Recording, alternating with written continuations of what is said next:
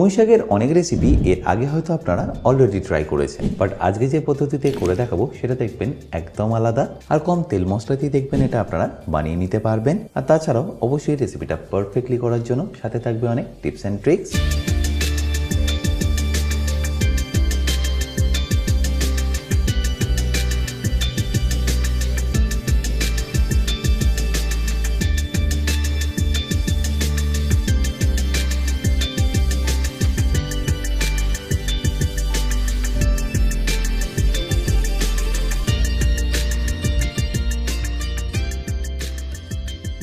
By the way, আমি chef Atanu, আপনারা দেখছেন অতনুর রান্নাঘর। আর আজকে আমাদের রেসিপি মসুর ডাল দিয়ে পুঁই শাকের। তাহলে মসুর ডাল দিয়ে পুঁই শাকের রেসিপিটা বানানোর জন্য আমি এখানে নিয়ে নিলাম পুঁই শাক, যেটাকে আমি আপনাদের ছাড়িয়ে কেটেও দেখাচ্ছি।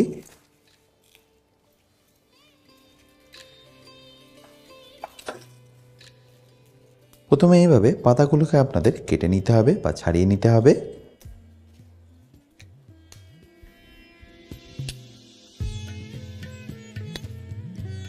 আর পাতাগুলো ছাড়ানো হয়ে গেলে এগুলোকে আমি আপনাদের গোছ করে কেটেও দেখাচ্ছি।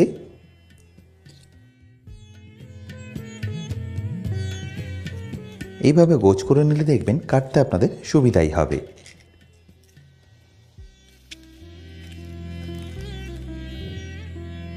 দেখুন, ভালো করে গোছ করে নেওয়ার পরে একটু মোটা মোটা করে এইভাবে আপনারা এটাকে কেটে নিতে হবে।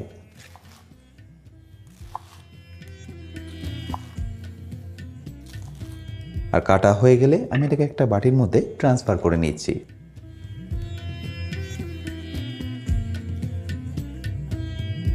এবারে ডাঁটাটাও আমি আপনাদের কেটে দেখাচ্ছি। এইভাবে আপনাদের ছোট ছোট করে এটাকে কেটে নিতে হবে। আর কাটার সময় পারলে এইভাবে আপনারা এটাকে ছাড়িয়েও নিতে পারেন। আশা করি নিশ্চয়ই বুঝতে পারছেন এটাকে আপনাদের কিভাবে ছাড়িয়ে নিতে হবে।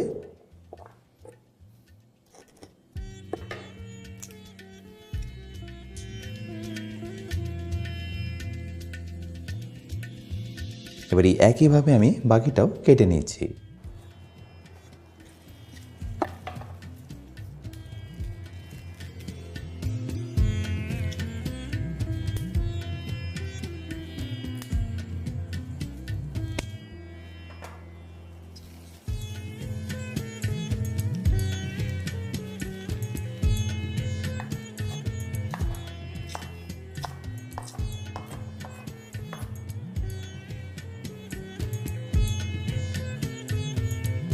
আমি এখানে ডাঁটাটা একটু বড় বড়ই রাখছি, আপনারা চাইলে কিন্তু এটাকে ছোট ছোট করেও কেটে নিতে পারেন। আর আপনারা এটাকে কাটার সময় না ছাড়িয়ে আলাদা করেও কিন্তু ছাড়িয়ে নিতে পারেন এইভাবে।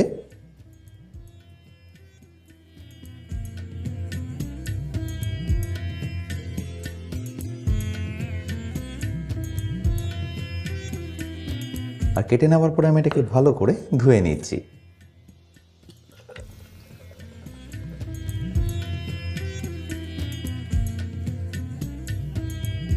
এখন একটু বেশি মনে হলো, এর কোয়ান্টিটিটা দেখবেন বয়েল হওয়ার সময় অনেকটাই কমে যাবে।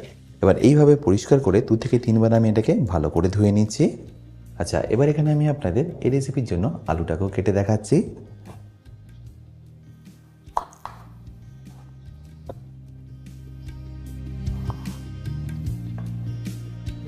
কিছুই নয়, জাস্ট এইভাবে ছোটো ছোটো করে আপনাদের ডাইস করে এটাকে কেটে নিতে হবে।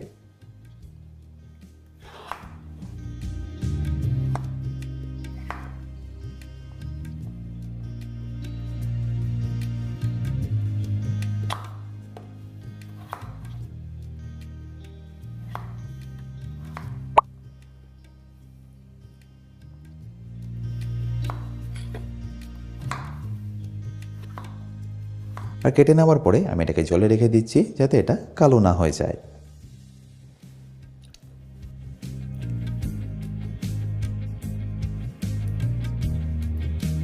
এবার একটা কড়াই নিয়ে আমি এখানে গ্যাসটাকে অন করে নিচ্ছি। আর তারপর তাতে দিয়ে দিচ্ছি 6 কাপ জল।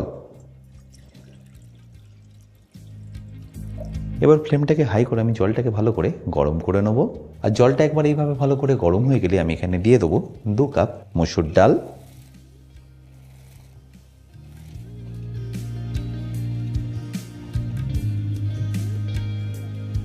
তাহলে নিশ্চয়ই বুঝলেন 2 কাপ মসুর ডালের জন্য আপনাদের দিয়ে দিতে হবে 6 কাপ জল। প্রথমে হাই ফ্লেমে এটাকে ভালো করে একবার ফুটিয়ে নিন। একটু ফুটলেই দেখবেন এইভাবে ফেনাটা ছাড়া শুরু করবে।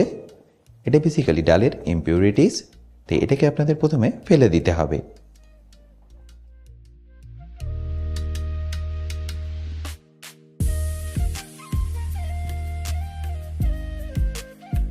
আর ফেনাটা ফেলে দেওয়ার পরে এখানে আপনাদের দিয়ে দিতে হবে খুব সামান্য হলুদ, ধরে নিন হাফ চা চামচ মতো, আর তারই সাথে দিয়ে দিন স্বাদ মতো নুন।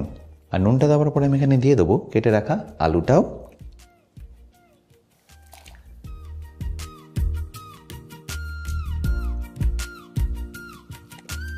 আর আলুটা দেওয়ার পরে লো টু মিডিয়াম ফ্লেমে এটাকে ভালো করে আপনাদের বয়েল করে নিতে হবে।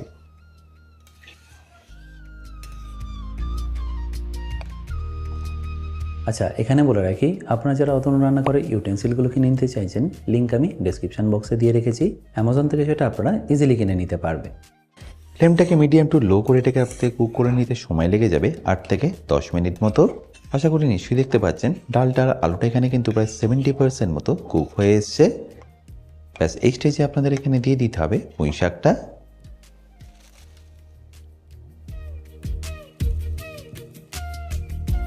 আর পুঁই শাকটাকে আপনারা এইভাবে ডালের মধ্যে ডাইরেক্টলি দিয়ে দিন।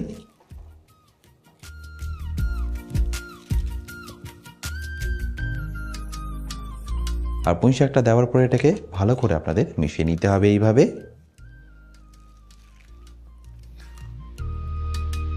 আর পুঁই শাকটা দেওয়ার পরে এটাকে আপনাদের খুব বেশিক্ষণ কিন্তু কুক করতে হবে না। 3 থেকে 4 মিনিট কুক করে দেখবেন এটা পারফেক্টলি রেডি হয়ে যাবে।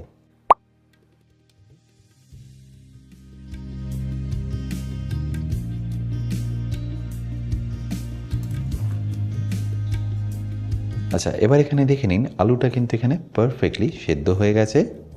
তো এখানে আমি গ্যাসটাকে এখন বন্ধ করে দিচ্ছি, এটাকে সাইডে রেখে দিচ্ছি পরে ব্যবহার করার জন্য।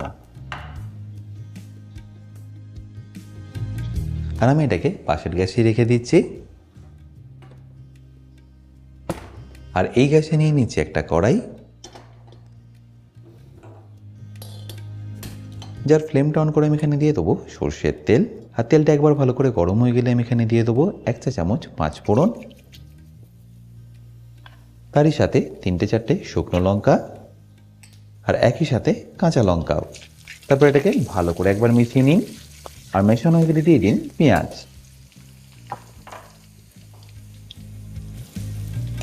আমি এখানে 3টে মিডিয়াম সাইজের পেঁয়াজকে পাতলা করে কেটে ব্যবহার করলাম। তারপর এটাকে হাই ফ্লেমে আপনাদের ভালো করে ভেজে নিতে হবে। আর পেঁয়াজটাকে এখানে কিন্তু আপনাদের একটু লাল লাল করেই ভেজে নিতে হবে। আশা করি নিশ্চয়ই দেখতে পাচ্ছেন পেঁয়াজটা কিন্তু আস্তে আস্তে বেশ লাল লাল করে ভাজা হয়ে আসছে। আর তারপর যখনই দেখবেন পেঁয়াজটা এরকম লাল লাল হয়ে ভাজা হয়ে গেছে, তখন এখানে ফ্লেমটাকে আপনারা লো করে দিন।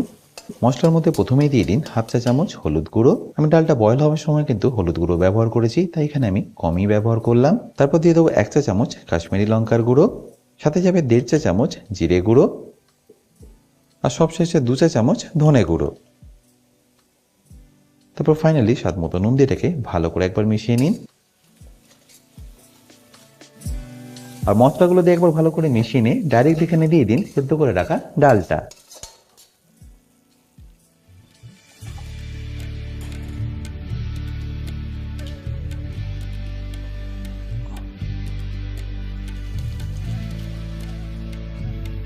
ব্যাস, তারপর এটাকে আপনাদের ভালো করে এইভাবে মিশিয়ে নিতে হবে। আর ভালো করে মিশিয়ে নিয়ে 2-3 মিনিট ফুটিয়ে নিয়ে দেখবেন রেডি হয়ে যাবে আপনাদের রেসিপিটা। এই ডালটা কিন্তু আপনারা খুব বেশি পাতলা করবেন না, একটু ঘন ঘনই রাখবেন, তাহলে দেখবেন ভাতের সাথে খেতে এটা দারুণ সুন্দর লাগবে। আচ্ছা, এখানে বলে রাখি, আপনারা যারা এখনও আমার অতনু রান্না করে অ্যাডভান্স কুকিং কোর্সটা নেননি, তারা নিয়ে নিতে পারেন আমার নিজস্ব ওয়েবসাইট www.otonurannakar.com থেকে। এই কোর্সটা মেনলি রেস্টুরেন্ট স্টাইল খাবারের ওপর। রেস্টুরেন্টে কি গ্রেভি বা কি সস বানিয়ে রাখে, যার জন্য আপনাদের 10 থেকে 15 মিনিটের মধ্যেই এই খাবারটা পরিবেশন করতে পারে, সেই সব কিছু আমি শিখেছি অ্যাডভান্স কুকিং কোর্সে।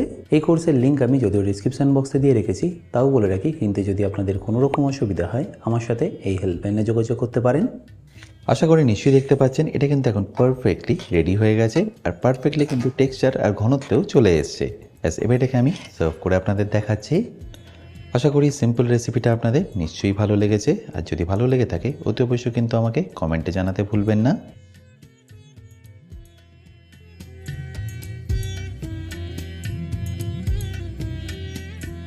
বাই দ্য ওয়ে, আমি শেফ অতনু, আপনারা দেখছিলেন অতনু রান্নাঘর। দেখা হচ্ছে আপনাদের সাথে একটা নতুন রেসিপি নিয়ে নেক্সট এপিসোডে। ভালো থাকবেন, সুস্থ থাকবেন।